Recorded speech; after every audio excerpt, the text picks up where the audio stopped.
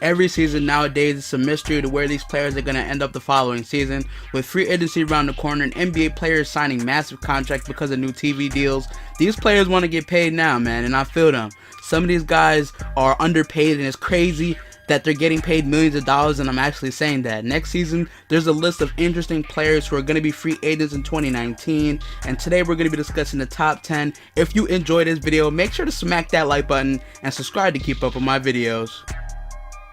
Restricted, unrestricted, and player option. Porzingis has exceeded expectations in the NBA, not being a top prospect coming into the league. He has had a great start to his NBA career with the New York Knicks, putting them back on the market for upcoming big-name free agents. Unfortunately, he tore his ACL last season, and he's still recovering from the injury today. But I know for a fact that the Knicks are definitely going to pay Porzingis those big bucks. But we'll see what happens when he returns. A torn ACL on a 7'3" basketball player is never a good sign.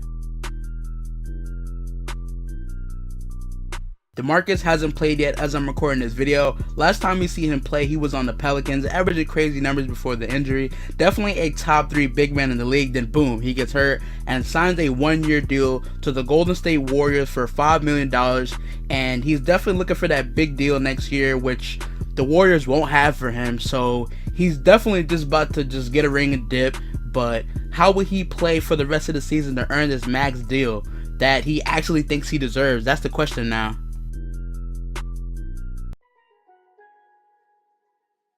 Middleton has been a key piece for this Milwaukee Bucks team for a couple seasons now, with his role now being seen by the world, with more touches of the ball with Jabari Parker gone.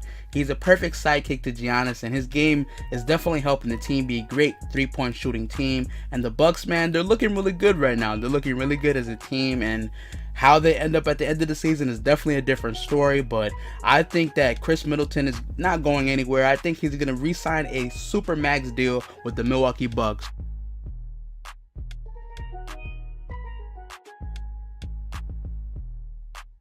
Tobias Harris has gained a lot of experience in the league at a very young age and has been on 4 different teams in the last 7 years, and now has found his home in LA, being a big part of the success at the beginning of the season, almost averaging 20 points, and has the Clippers and oddly one of the top tier teams in the West, which is very shocking to me. Maybe Tobias might make the All-Star team this year. Yeah, probably not, but he's probably going to re-sign with the Clippers and get that max deal. Kemba Walker is definitely having the best season of his career so far, dropping 60 points on the NBA team and showing consistency every single night. He just plays for the Hornets, man, and the Hornets, they're really bad. They're really ass. The only bright spot that the Hornets have is Kemba Walker, and every season they struggle to bring help to Kemba, wasting his prime away on a trash team in a weak Eastern Conference, which is definitely going to hurt his chances of being remembered long term as a great player.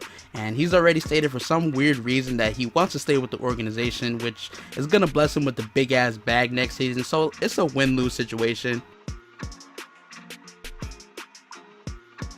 Klay is a huge part of the Golden State dynasty that we see today, but can you imagine Klay on a different team like LA or the Knicks? Like, I really can't see it. Klay has had an amazing career with the Golden State Warriors so far, solidifying himself in the conversation as one of the best three-point shooters ever, winning a three-point contest, multiple NBA records with Steph Curry, and beating Curry's NBA record of three-pointers in a game with 14 threes, bro. That is insane. Any team would give Klay the max in a heartbeat because he's just that good, man. But he already stated that he plans on staying with the Golden State Warriors. Why leave what he helped build already? And I feel him on that. He's about to be a 4-time NBA champ, so man, he's staying with them.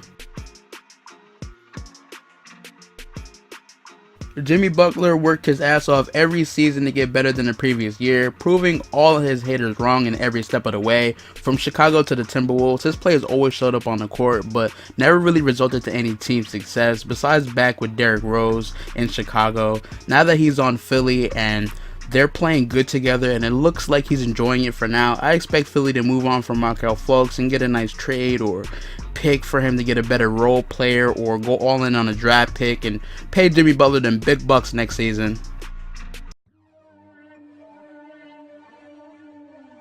Kyrie's decision to leave LeBron in 2017 was a questionable one at the time, and little did we know how fast the Cavs were going to go to the bottom. Psych, now we knew it was over for Cleveland when Kyrie dipped. I knew Braun was next, and the downfall was coming from there, and now here we are. Last year's Eastern Conference champs. Kyrie benefited from this departure, and the best move he could have possibly did. Now on this Boston team with a lot of money and a lot of talent surrounding it, definitely sees himself on his team for years to come being contenders in the East, and he literally has no reason to leave. And he said it before one of his home games this year, and I think he threw a party for it. So yeah, Kyrie's definitely staying in Boston.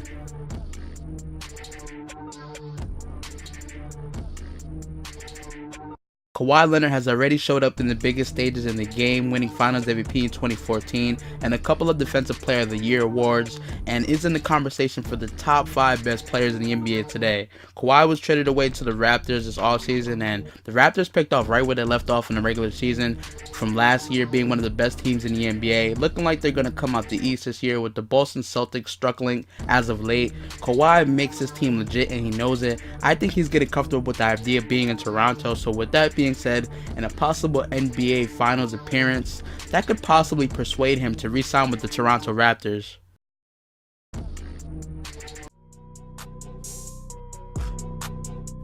KD is the second best player in the NBA, arguably the best player in the NBA, and has been in the top 3 conversation for a while now.